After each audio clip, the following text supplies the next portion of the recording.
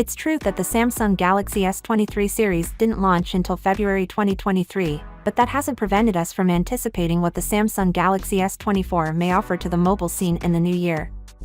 Three of Samsung's most recent flagship models are among the finest phones available right now, and early indications indicate that the popular S series will continue to push performance and battery limits with the company's next models.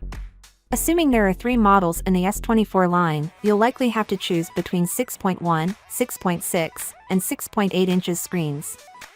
However, according to a Galaxy S24 Plus screen leak, the middle model may be slightly larger at 6.65 inches.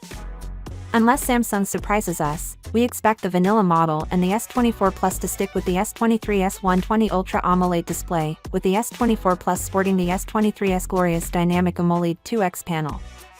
Additionally, it has a dynamic refresh rate that can scale between 1 Hz and 120 Hz, with a potential peak speed of 144 Hz this time around. One source, however, claims that the Galaxy S24 and S24 Plus would be able to dynamically vary their refresh rates between 1 and 120 Hz. Their predecessors could only decrease to 48 Hz, so this would be a significant improvement and might help extend battery life.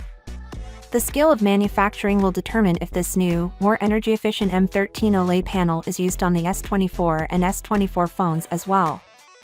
Also fascinating is the possibility that the phone's real appearance may alter significantly from what we're accustomed to. However, there are rumors that the Samsung Galaxy S24 Ultra's frame may be made of titanium rather than aluminum like its predecessor. Titanium is more costly, but it is also stronger, and it is also more expensive for the phone's cameras. The telephoto sensor on the S23 Ultra will be replaced with a new one on the S24 Ultra, but the phone's primary camera will stay the same, according to Tipster Ice Universe.